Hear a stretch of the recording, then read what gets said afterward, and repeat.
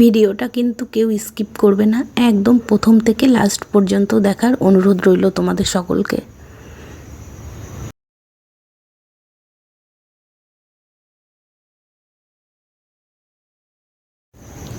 Hello বন্ধুরা, বিনার পরিবারে তোমাদের সবাইকে জানাই অনেক অনেক ভালোবাসা ও শুভেচ্ছা। তো অনেক ঝড়ঝাপটা পার করে আজ আমরা পৌঁছে গিয়েছি রাত্রে হরিদ্বার স্টেশনে। তো স্টেশন থেকে তো নেমেছি, ট্রেন থেকে নামার সময় খুব ভিড় হয়েছিল বা লাইন পার হতে হয়েছে, এই দিকটা দিয়ে ওই দিকটা দিয়ে ওভারব্রিজ পার হতে হয়েছে। তার জন্য আর তখন ভিডিও করতে পারিনি, আর খুব ভিড়ও ছিল। তো মানে স্টেশন পার করে ওভারব্রিজ দিয়ে পুরো একদম যেখান থেকে আমাদের গাড়ি ধরে হোটেলে পৌঁছাতে হবে সেইখানে চলে এসেছি।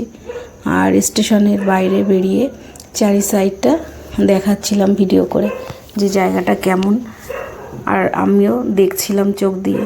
খুব সুন্দর লাগছিল এই অনুভবটা। তো ভাবতেই পারছি না যে আমরা এখানে পৌঁছে গেছি।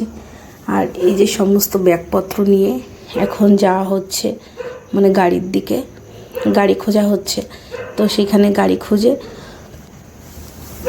একদম সোজা চলে যাব হোটেলের দিকে। আমাদের কিন্তু প্রচণ্ড খিদেও পেয়ে গিয়েছিল। তো ভাবছি কখন আমরা হোটেলে পৌঁছাবো, পৌঁছে গিয়েই তারপর খাওয়া দাওয়া করব। আর বোন বলছে দাঁড়া তোকে আমি ভিডিও করে দিচ্ছি। ও আমাকে ভিডিও করে দিচ্ছিল, কিন্তু আমাকে একটুকু দেখায়নি। দেখো ফাইনালি অটোতে করে কিন্তু আমরা পৌঁছে গিয়েছি হোটেলে। হোটেলের রুমের ভিতরে আমরা চলে এসেছি, আর আমাদের মালপত্রগুলোও পৌঁছে দিয়েছে রুমে। তো এইটা ছিল বোনেদের রুম, বোনরা বসে আছে। আর এটা আমাদের রুম, একদম দুটো রুমই ছিল একদম পুরো পাশাপাশি, মানে এই দরজা ওই দরজা মুখোমুখি। তো আমরা ফ্রেশ হয়ে রাত্রে এখন খাওয়া দাওয়া করা হয়ে গেছে, ট্রেন থেকেই খেয়ে এসেছি। আর এখন কি করছি, এখন ফ্রেশ হয়ে এখন ঘুমাতে যাওয়ার জন্য মানে রেডি হচ্ছি। তো সকাল হয়ে গেছে, সকাল হয়ে যাওয়ার পরে তো এইখানে দেখছি ভীষণ ঠান্ডা। আমাদের এই সাইডে তো গরম ছিল আর ওইদিকে খুব ঠান্ডা। এই কারণেই আমার মানে ঠান্ডা গরম লেগে গেছে, এদিকে গরম আর ওইদিকে ঠান্ডা। তো সকালে ঘুম থেকে উঠে ফ্রেশ হয়ে সোয়েটার পরে নিয়েছি, মাথায় একটা ওড়নাও পেঁচিয়ে নিয়ে এখন বাইরে বেরোচ্ছি। আমি বেরিয়ে গেছি, আমার বড় বাইরে বেরিয়ে গেছে, কিন্তু ছেলেকে ডেকে ডেকে তুলতেই পারছি না ঘুমের থেকে। অনেক ডাকাডাকির পর ও ঘুম থেকে উঠেছে, উঠে ফ্রেশ হয়ে তারপর তো বাইরে বেরোচ্ছে। আর এই যে এইখানে যে দরজাটা ছিল না, সেই দরজাটায় আমি একদম লক করতে পারছিলাম না, জানি না কেন, একটু অন্যরকম। আমার বড় পারছিল না, ছেলেই এই কাজটা করছিল, ওই পারছিল শুধু করতে।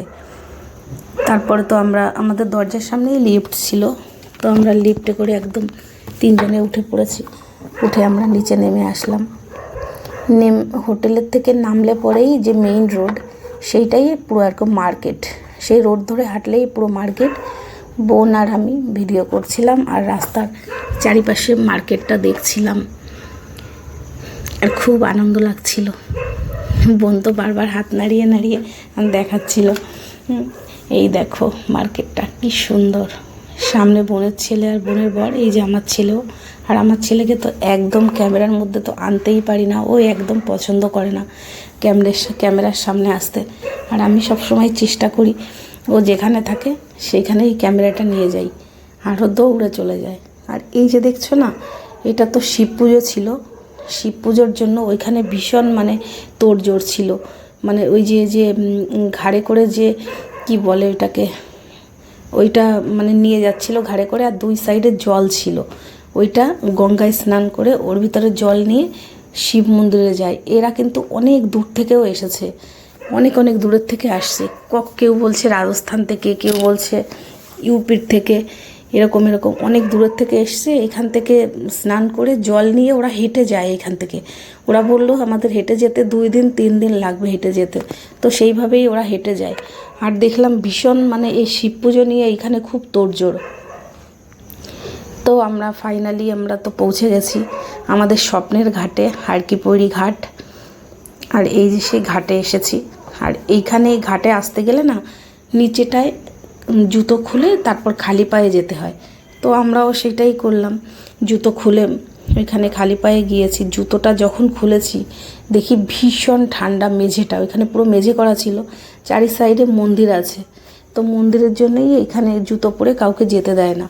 তো সেই আমরাও সবাই জুতো খুলে খালি পায়ে পুরো নামছিলাম ঘাটের দিকে, আর সবাই স্নান করছিল। তখন কিন্তু বেশি বেলা হয়নি, হয়তো 7:30 কি 8:45 মতো বাজে। সেই সময় দেখো এত ঠান্ডার ভিতরেই সব স্নান করতে লেগে গেছে। আর খুব সুন্দর ঝলমলে রোদও ছিল, যেরকম ঠান্ডা সেরকম ঝলমলে রোদও ছিল, সেই জন্য খুব একটা অসুবিধা হচ্ছিল না। আস্তে আস্তে করে তো জলের দিকে যাচ্ছি। জলে গিয়ে যেই একটু হাত দিলাম, দেখি ওরে বাবা কি ঠান্ডা, পুরো একদম, এটা তো পুরো বরফেরই জল, মানে এত ঠান্ডা। একটু মাথায় একটু জলের ছিটা দিলাম। একে একে আমাদের সবাই দিল, ছেলে নেমেছে, বোনের বর, বোনের ছেলে, সবাই একে একে নামলো, গঙ্গার জলের ছিটা নিলাম। তারপরে আমরা স্নান করব অন্য কোনো আরেকদিন, সেই ভিডিওটাও তোমাদের সঙ্গে আমি শেয়ার করব। যে কিছুই করেছি না কেন এখানে সমস্ত কিছুই আমি শেয়ার করব এই ভিডিওতে। আর এটা ভিডিও করে রাখা মাত্র আমাদের একটা স্মৃতি ধরে রাখা। হয়তো আমরা কোনো দিন আর এখানে আর যেতে পারবো না, যেতে গেলে তো অনেকটা সময়ের দরকার ও পয়সারও দরকার, সেইটা আমাদের পক্ষে সম্ভব না সব সময়, ইচ্ছা থাকলেও উপায় হয় না। তা বোন বলল, তুই আবার যা ঘাটে, আমি তোর ক্যামেরা ধরে দিচ্ছি। ও ক্যামেরা ধরে দিয়েছে। আমি আবার জলে নেমেছি, ঘাটে নেমে মাথায় গঙ্গার জলের ছিটা নিয়ে আবার চলে এসেছি উপরে। এই যে এটা দেখছি একটা মন্দির, এটা বলছে কি গঙ্গা দেবী। তো সেইখানেই পুজো হচ্ছিল, আর চারি সাইডেই নানান রকমের কোনো না কোনো মন্দির দিয়ে পুরো একদম ঘেরা ওই জায়গাটা, খুব সুন্দর। এই যে দেখেছো কি ঠাকুর যে আছে এর ভেতরে কে জানে, আমি ঠিক বলতে পারবো না এই ঠাকুরগুলো কি আছে। পুরো চারি সাইডটাই এই মানে ঠাকুরের ছোট ছোট মন্দির হারকিপড়ি ঘাটে এইখানটায়। তো সেইটাই আমরা দেখছিলাম। আর এইদিকে তো প্রচণ্ড আমাদের খিদে পেয়ে গেছে। এই যে দেখো এই সাইডটা কি সুন্দর পাহাড়, খিদা পেয়ে গেছে। তারপরে আমরা চলে এসেছি মার্কেটের ভিতরে, কোথায় ভালো খাবার পাওয়া যায়, যেহেতু প্রথম দিন আমরা জানি না কোথায় খাবারের দোকান কোথায় কি, তার জন্য আমরা ঘুরে ঘুরে দেখছিলাম কোথায় গিয়ে সকালের খাবারটা খাওয়া যায়। তারপরে এই যে ঘুরছি, সমস্ত দোকান দেখছি, যে দোকানেই ঢোকার চেষ্টা করছি, বলে আমার এই দোকানে ভালো লাগছে না, ও বলে ভালো লাগছে না।